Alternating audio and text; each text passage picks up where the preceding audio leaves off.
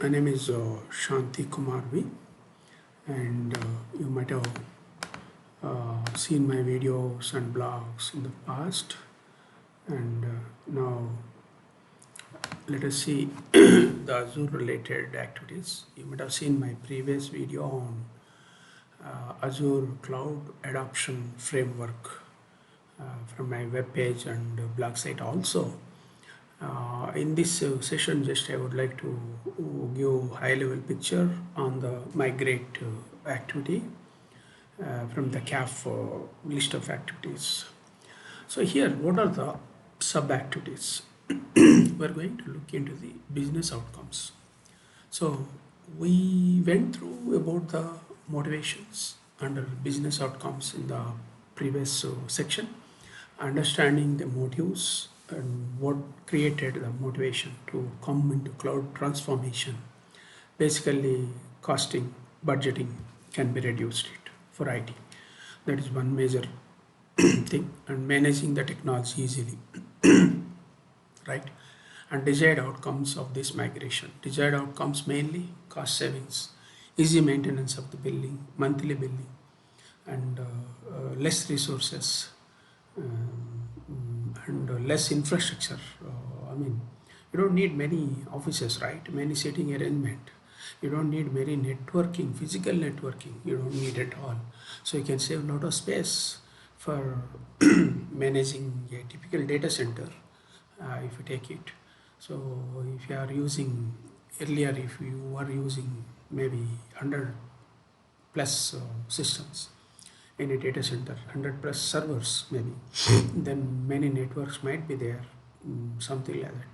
So all those can be saved it. Then when it comes to the digital estate, initial evaluation of the current state data, application and infrastructure assets. So what is the current state of data? Before migrating, you are supposed to assess what data you have, what is the size of the database, what is the size of the physical files, where you have on network drives, then how many servers are there, in how many servers these files are there, each server size, what is the capacity, how we can move them into a network drive or storage area. Such kind of things can be assessed it. And application, so when you want to move particular software application into cloud, so what kind of technology it has got, is it similar technology is available on Azure? We need to map it, see the size of the code here and what kind of tools they provide it. Such kind of things need to be analyzed it. And infrastructure assets, so basically you are going to scrap all the existing servers once it is migrated and successfully in operation. So that kind of things you are going to see the current infrastructure and how it can be mapped to the cloud assets, what kind of services will come into those areas. Such kind of things need to be assessed under digital estate. Next one is staffing. So when it comes to the staffing, this is the very critical task, complex task also. You're going to learn particular roles and responsibilities to refine velocity and execution plans. Why velocity has come here? Because you are going to accelerate it under agile sprint planning. Incrementally, you are planning it to implement the cloud adoption. So those things you are supposed to identify. Then each cycle wise, how many people are required, what kind of activities they can do it.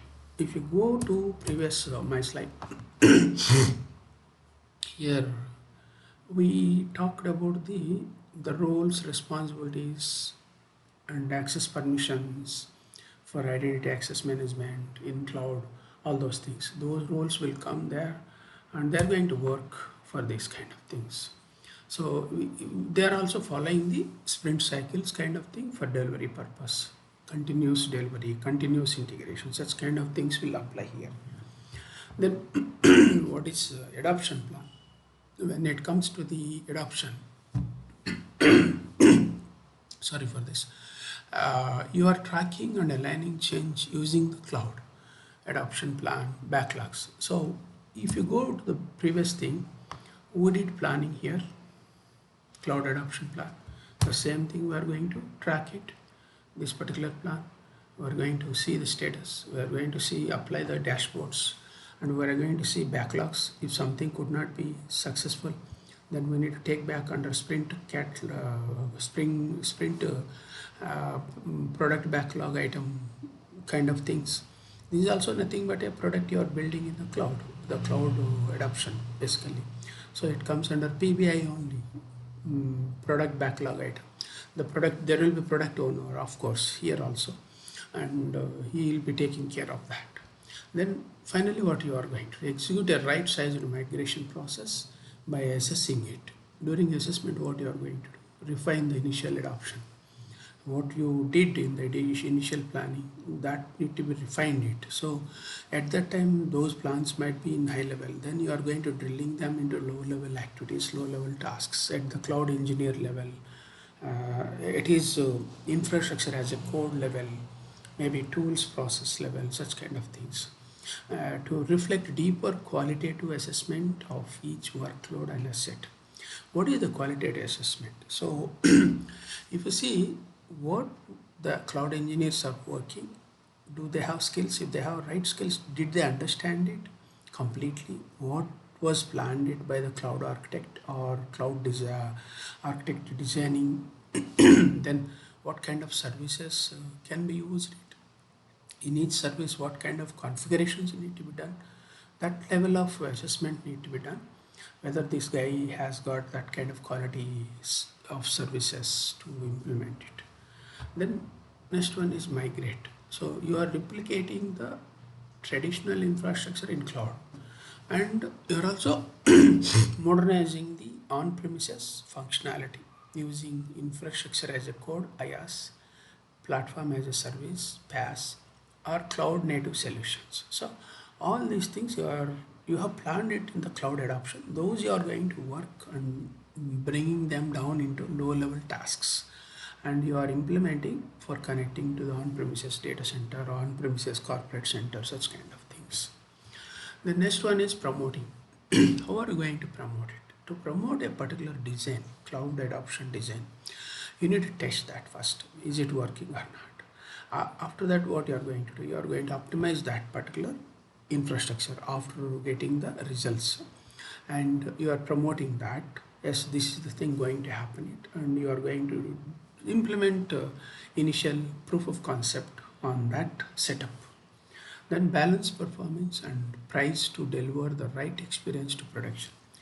There is a cost explorer in every cloud services. If you see, if you give some set of services and number of hours or number of days you are using it, then the calculator will give the estimated cost for that.